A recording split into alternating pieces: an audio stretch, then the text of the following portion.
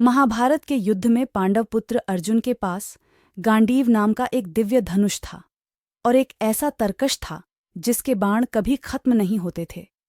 इसे अक्षय तरकश कहते थे। अब सवाल यह उठता है कि कुरुक्षेत्र के युद्ध के पहले अर्जुन के पास कैसे आया ये चमत्कारिक दिव्यास्त्र। इस संबंध में हमें दो पौराणिक कथाएं मिलती हैं। सुनील दोनों कथाएं।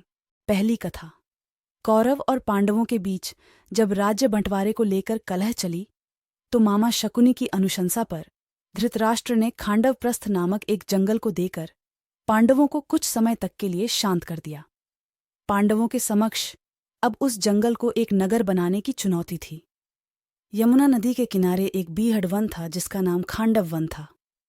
पहले इस जंगल में एक नगर हुआ करता था, फिर वह नगर नष्ट हो गया और उसके खंडहर ही बचे थे। खंडहरों के आसपास वहां जंगल निर्मित हो गया था। भगवान श्री कृष्ण अर्जुन को खांडव वन ले जाते हैं और वहां वे उस वन खंडहरों को दिखाते हैं। अर्जुन ने पूछा कि हम इसे कैसे अपनी राजधानी बनाएंगे? तब श्री कृष्ण विश्वकर्मा का आह्वान करते हैं। विश्वकर्मा प्रकट होकर कहते हैं कि हे प्रभु, इस खांडव प्रस्थ में मयासुर ने नगर बसाया था जो आज खंडहर हो चुका है। मयासुर यहाँ के चप्पे चप्पे को जानता है, तो क्यों नहीं आप उसी से राजधानी बनाने का कहते हैं? तब श्रीकृष्ण कहते हैं कि इस वक्त मयासुर कहाँ मिलेंगे। फिर विश्वकर्मा मयासुर का स्मरण करते हैं तो वे प्रकट होकर पूछते हैं कि हे प्रभु, आपने मुझे क्यों याद किया? तब विश्वकर्मा कहते हैं कि ये श्रीकृष्ण और अर्जुन हैं और ये यहाँ एक नगर का निर्माण करना चाहते हैं। ये सुनकर मयासुर अति प्रसन्न होता है और वह श्रीकृष्ण, अर्जुन एवं विश्वकर्मा को एक खंडहर में ले जाता है। खंडहर में एक रथ रखा होता। मयासुर कहता है कि हे श्रीकृष्ण, यह सोने का रथ पूर्व काल के महाराजा सोम का रथ है। यह आपको आपकी मनचाही जगह पर ले जाने के लिए समर्थ है।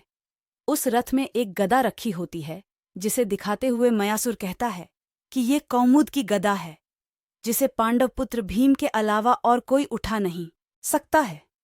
इसके प्रहार की शक्ति अद्भुत है। गदा दिखाने के बाद मयासुर कहता है कि यह गांडीव धनुष है। यह अद्भुत और दिव्य धनुष है। इसे दैत्यराज वृषपर्वा ने भगवान शंकर की आराधना से प्राप्त किया था। भगवान श्रीकृष्ण उस धनुष को उठाकर अर्जुन को देते हुए कहते हैं कि इस दिव्य धनुष पर तुम दिव्य बाणों का संधान कर सकोगे। इसके बाद मयासुर अर्जुन को अक्षय तरकश देते हुए कहता है कि इसके बाण कभी समाप्त नहीं होते हैं। इसे स्वयं अग्निदेव ने दैत्यराज को दिया था। इस बीच विश्वकर्मा कहते हैं कि आज से इस समस्त संपत्ति के आप अधिकारी हो गए हैं पांडुपुत्र।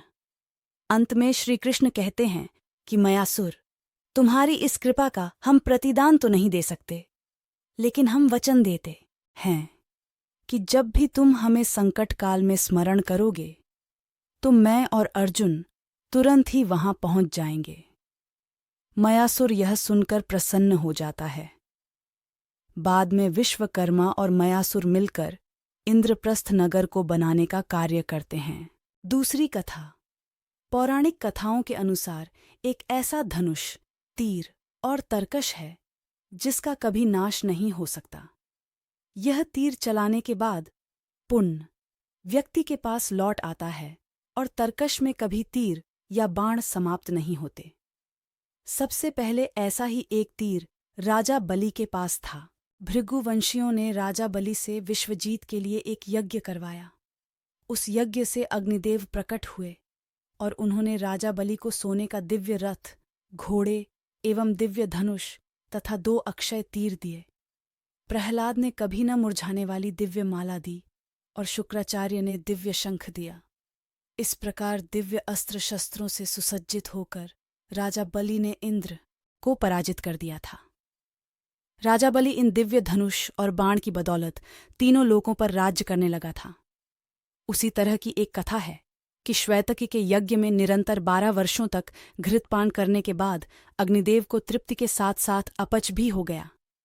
तब वे ब्रह्मा के पास गए। ब्रह्मा ने कहा कि यदि वे खांडव वन को जला देंगे तो वहां रहने वाले विभिन्न जंतुओं से तृप्त होने पर उनकी अरुचि भी समाप्त हो जाएगी। अग्निदेव ने कई बार प्रयत्न किया, किंतु इंद्र ने तक्षक नाग तथा जानवरों की रक्षा हेतु खांडव वन नहीं जलाने दिया। अग्निपुण्य ब्रह्मा के पास पहुंचे।